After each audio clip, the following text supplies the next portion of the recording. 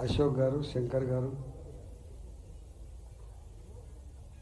వేదికమైనటువంటి పెద్దలకు అందరికీ పేరు పడిన నమస్కారం.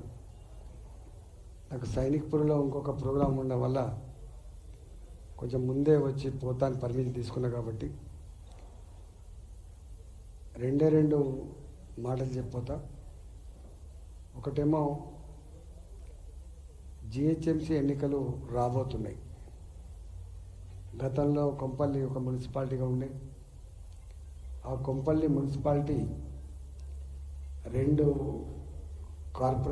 కార్పొరేటర్లుగా మనకు కార్పొరేట్ డివిజన్లుగా ఎన్నిక సెలెక్ట్ కాబట్టి రేపు మనం ఇక్కడ మొదటి నుంచి రాష్ట్రంలో ఎక్కడ గెలవని నాడు గెలిచిన చరిత్ర కొంపల్లికి ఉంది కాబట్టి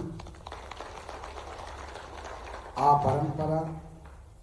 పరంపర ఆ సాంప్రదాయాన్ని కొనసాగించే కర్తవ్యంలో భాగంగా ఇక్కడ నాయకత్వం ప్రతినిత్యం ప్రజల మధ్యలో ఉంటూ ప్రజా కార్యక్రమాలు, పార్టీ ఇచ్చిన కార్యక్రమాలని సమున్నతంగా అమలు చేస్తున్నటువంటి డివిజన్ ఈ కొంపల్లి డివిజన్గా పేరు పొందింది. దేనికి కొదవ లేకుండా అన్నింటినీ సమపాలనలో ముందుకు తీసుకుపోయి ప్రజలలో, కార్యకర్తలలో ఒక విశ్వాసాన్ని నింపినటువంటి నాయకత్వం ఈ కొంపల్లిలో ఉంది కాబట్టి మీకు మళ్ళీ చెప్పాల్సిన అక్కర్లేదు. అంతిమంగా ఒక రాజకీయ పార్టీ ఎదిగింది అనడానికి, గొప్పగా ప్రజల విశ్వాసం పొందింది అనడానికి సాక్ష్యం ఏంటంటే గెలుపు.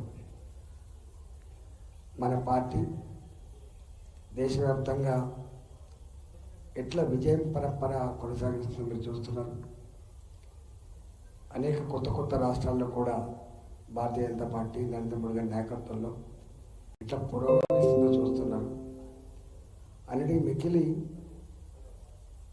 హాసేతు హిమచలం అన్నట్టుగా కాశ్మీర్ నుంచి మొదలుపెట్టి కన్యాకుమారి వరకు, కచ్ నుంచి మొదలుపెట్టి అరుణాచల్ ప్రదేశ్ వరకు భాషలు వేరు కావచ్చు, సంస్కృతులు వేరు కావచ్చు, సాంప్రదాయాలు వేరు కావచ్చు, విభిన్న మతాలు, కులాలు కలిగినటువంటి ఈ దేశంలో ఎవరిని కదిలించినా మోడీ గారి పట్ల ఎంత విశ్వాసం ఉంటుందో, ఎంత నమ్మకం ఉంటుందో మనం చూస్తూ ఉన్నాం.